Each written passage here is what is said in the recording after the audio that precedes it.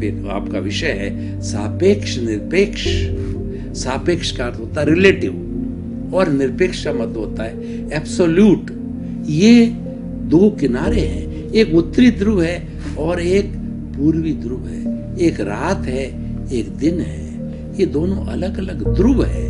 सापेक्ष और निरपेक्ष, उन दोनों चीजों को समझना बहुत जरूरी है और उनका समन्वय करना जरूरी है। सापेक्ष का अर्थ होता है मतलब रिलेटिव। मनुष्य एक सामाजिक प्राणी है। मनुष्यों के समाज को, समूह को समाज कहते हैं। पशुओं का भी समूह होता है जिसमें केवल एक मात्रा का फर्क होता है, वह होता है समझ। पक्षियों का भी समूह होता है। आपने देखा होगा कि विदेशों से बहुत से जो है पक्षी सर्दी के दिनों में या बसंत की ऋतु के अंदर हमारे यहाँ, हमारे देश के अंदर अभ्यारण्य में आते हैं। जब वो आते हैं तो 50-100 जितने भी पक्षी होते हैं एक लाइन बना करके एकजुट रुक के आते हैं। वो उसका समाज होता है और जिस समाज में हम जीते हैं मनुष्य, वो हमारा समाज कहलाता है। तो ये समाज सापेक्षता से चलता है। व्यक्ति ये कहे कि मुझे समाज की आवश्यकता नहीं है, समाज मेरी जेब के अंदर है, तो वो निरपेक्ष व्यक्ति है। ऐसा व्यक्ति जिंदा नहीं रह सकता है। मैं आपको कुछ उदाहरण देना चाहता हूँ कि जो कपड़ा हम पहन रहे हैं, ये कपड़ा कैसे आया, कितने लोगों के कंट्रीब्यूशन के बाद में ये कपड़ा आया कि किसान ने जो है कपास पैदा की, उस कपास को साफ किया, साफ करके मंडियों में लाए, मंडियों में डिस्ट्रीब्यूटर ने खरीदा और कुछ लोगों ने जो है इसको परचेज किया और परचेज करके वो फैक्ट्री के अंदर वो धागा बनाया और धागा बना करके अलग अलग कलर दिए और रीड पी करके ताना बुना और ताना बाना बुन करके वह कपड़ा सेल के लिए मार्केट में आया और मार्केट के द्वारा हमने दर्जी के पास जा करके और अपना जो है पैंट या कोट जो भी है, जो है हमारा वो कमीज सिलाया। तो देखिए ये चीज़ कितने लोगों के हाथों से पैदा हुई।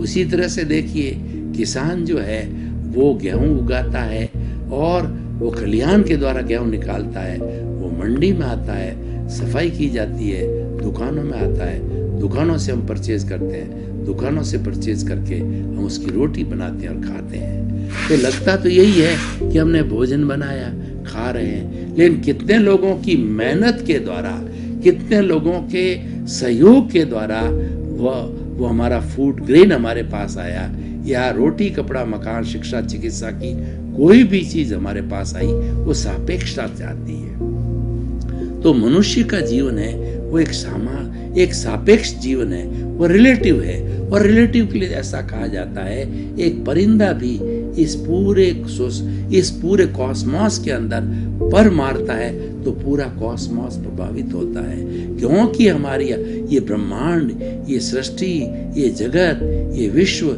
ये संसार है वाइब्रेशन से बना हुआ है। जिन लोगों ने वाइब्रेशंस को साइंस के अंदर, फिजिक्स में पढ़ा है, वो जानते हैं cos theta, sine theta, wave length और साइनोसोडल लेव्स है और फ्रीक्वेंसी, उसी के सबसे मिल करके ये पूरा जगत जो बना है। आपका जो वो मोबाइल का जो स्क्रोल है वह भी इसी सापेक्ष दृष्टि से स्क्रोल रूप के बना है, वह भी रिलेटिव है कि आपने धक्का दिया और लंबा स्क्रीन चला जाता है, वो सारा रिलेटिव है। जगत भी ठीक उसी तरह से बना हुआ है। तो ये हमारा सारा सापेक्षवाद है, ये थ्योरी ऑफ रिलेटिविटी है कि हम एक दूसरे से अलग नहीं हैं, एक दूसरे के साथ जुड़े हुए हैं, एक दूसरे के बिना हमारा काम नहीं चल सकता। मैं आपको बताता हूँ ये पेड़ पौधे आपको ऑक्सीजन न दे तो क्या आप जिंदे रह सकते हो?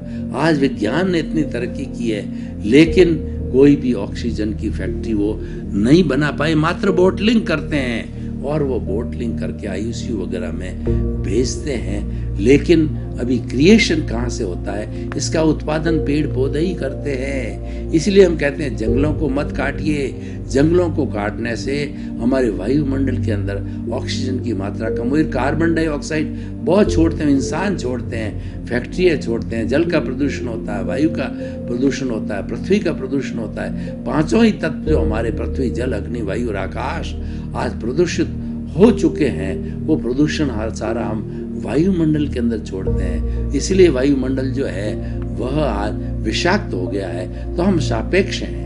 हम समस्त प्राणी 84 लाख जीवा योनि के प्राणी जो है सापेक्ष है, क्योंकि सबको एक ही नेचर माँ ने पैदा किया है। एक ही नेचर माँ उसका भरण पोषण करती है। और नेचर माँ तो कहती है कि हमें 5 भूतों से 84 लाख जीवा योनि प्राणियों का भरण पोषण करती हूँ कि पृथ्वी, जल, अग्नि, वायु और आकाश से सभी वो लोग जो है नाता जोड़ करके वो अपना भोजन प्राप्त करते हैं और वो जिंदे रहते हैं। वो सापेक्ष हैं। तो हम निरपेक्ष हो ही नहीं सकते। निरपेक्ष से मानव जीवन चलेगा ही नहीं।